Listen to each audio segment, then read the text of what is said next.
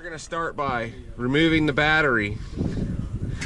Removing these hoses, I'm going to find some sort of a piece of pipe that we can connect them to, or what I might suggest is removing this hose from this little actuator that starts, or it opens or closes the flow of water into your core. So what we might do is disconnect it from here very carefully and disconnect it from here and connecting this hose to here so we don't lose most of our coolant out of the engine. Okay, so most of you are going to run into this problem. See this hose? It's like kind of bonded to the what they call like the nipple on the heater core. I made this tool a long time ago, couldn't even tell you what I designed this one for. It came in handy for multiple uses. You could grind that down to a point. They make tools like this.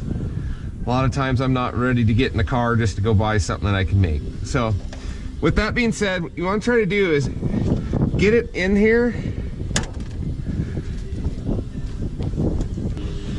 Okay, so we got our hoses removed and plugged into that valve. We minimal coolant loss. We're gonna take this cover off. And we're going to take this side kick panel off.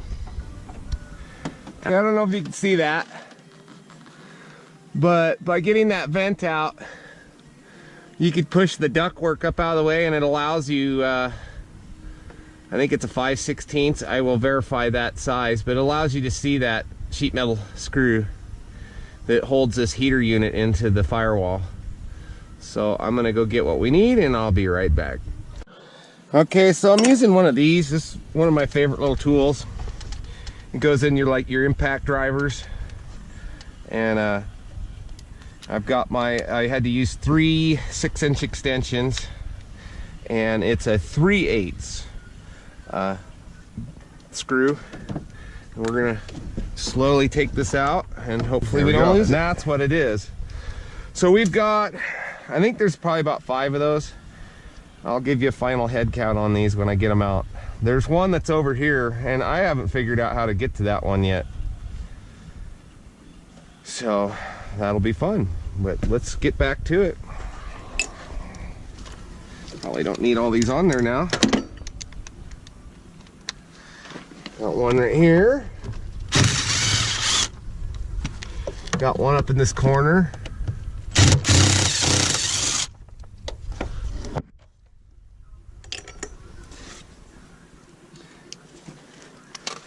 We've got one right over here.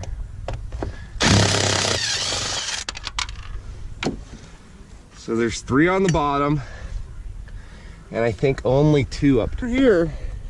With that series of extensions, we're going to be able to get it. But I'm going to stop the camera and try to get that out. Thanks. Okay, everybody, this is why I'm making this video.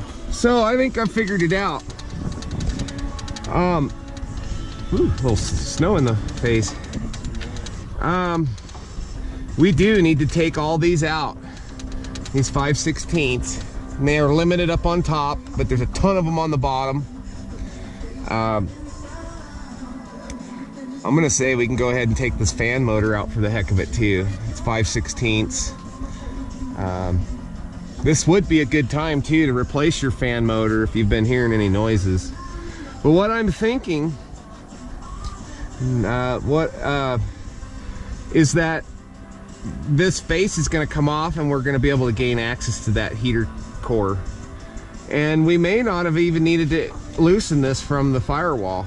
But like I just said, this is why I'm doing this video, so we can all learn together, and let's save the next guy some time and hassle and money. That's the name of the game, saving money. You know what this would probably cost? At least $500, at least. Okay, so we got it out. So, long story short, you do need to take this off of the box. So I don't know what you want to call this, the blower motor housing. We still have a hot wire connected. This tells me that somebody has definitely been in there before and replace the motor. This is your vacuum line that goes on your weird little actuator for one of the flapper doors over here. You want to make sure you clean everything real well too. I lost part of my insulation here, so we're gonna want to make sure we get stuff back. Big ol' hole. Here's the box. I haven't figured out how to get to the heater core yet. I was gonna put some new gloves on. It's really looking like I gotta take this blend door off, which it appears to be some more 5/16 screws. And then if you can see how this box is made with this little rubber piece that slides into the box, and this arm will come with the blend door. Once you get the blend door out, you know, basically it's turning the heat on or off in the cab, I believe, or directing it to a different spot. But that's what we need to do next. So it looks like one up here and two down there, and this thing's gonna come out. Being this was a big AC unit, here's a big condenser. I don't use the air conditioning anymore. It's completely non-op. And that's your vent when you want vents. But yeah, I'm gonna clean this all out really well. And might even take this AC part out, possibly, just to get rid of some of the weight. Because I mean, this truck's already heavy enough. And that is really heavy. If I had to guess, 25 pounds. So I think that might just have to go to the aluminum scrapper. So, okay, here we go. Just like that. Bingo. Got this out of the way. Now we can take a look in there, and we've got two more right there that I can see right off the top of the bat. So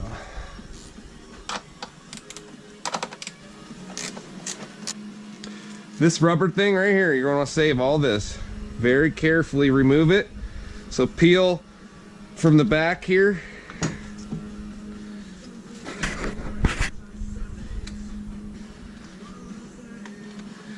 And slip it over the nipples. I said nipples. Anywho, I'm a dork.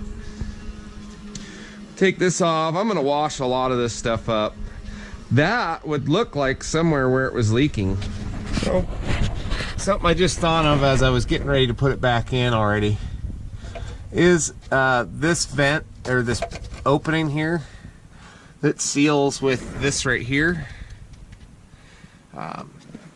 If you want to put some new foam padding up there, clean it with, you know, some denatured alcohol or whatever to get a nice surface.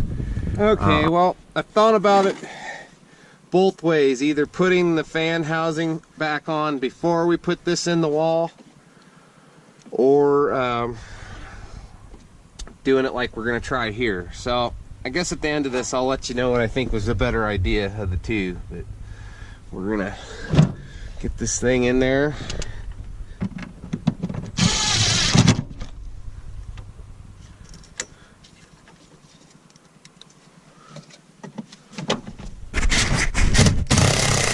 Quick little suggestion. The upper screw that's got to go in on the upper right hand side is quite a bear, and I don't have anything magnetic to hold it in. I lost the little magnet I used to use, so I just used a little piece of paper that came off the backing for the new foam on the vent or the ductwork area. So just a quick little tip there for getting that in that spot back there and not having that fall off. Okay, well, it slid right in really easy. So looks real good. Fit right up to that new foam real nice. I think, you know, the only bear is going to be the couple little screws up top, but we'll just use a the right size extension and ratchet. The other ones are going to be real simple, and we'll move right along. Okay, well, my camera battery died, but we were pretty close to the end anyways, so I still wanted to point out a couple things. It was, in my opinion, easier to put this on after you put the main housing in that has the core in it. The one thing that was a bear is there's a cable coming from your climate control up there by the stereo that you direct all the air with. It needs to be mounted to this metal tab so it keeps the cable housing right where it needs to be, so when you're moving the selector, it's moving the door inside. So that was a little bit of a bear. In the future, might try to, before this gets shoved all the way up in there, you might try to get that on the little arm, the cable, and then the cable fastened to the metal tab on this fan housing, and then get it up there all the way, the rest of the way. It was quite a little bear to get that cable on and the housing secured. Other note was just take your time. Some of these 5/16 up top can be kind of a bear, but just, you know, I had to get several different versions of 5/16 out. I even got the hand nut driver and had to use a little piece of paper in there so I could get my hand up in there. So, you know, if you're gonna go through this, do the job right. Don't skimp out and leave, you know, hardware out, in my opinion. I mean, it's best just to learn how it goes in and out. So this one really wasn't that bad compared to some of them I've done. I still need to put my kick panel on. I've already tried it and started it up. There's no leaks, nice warm air, doesn't smell anymore.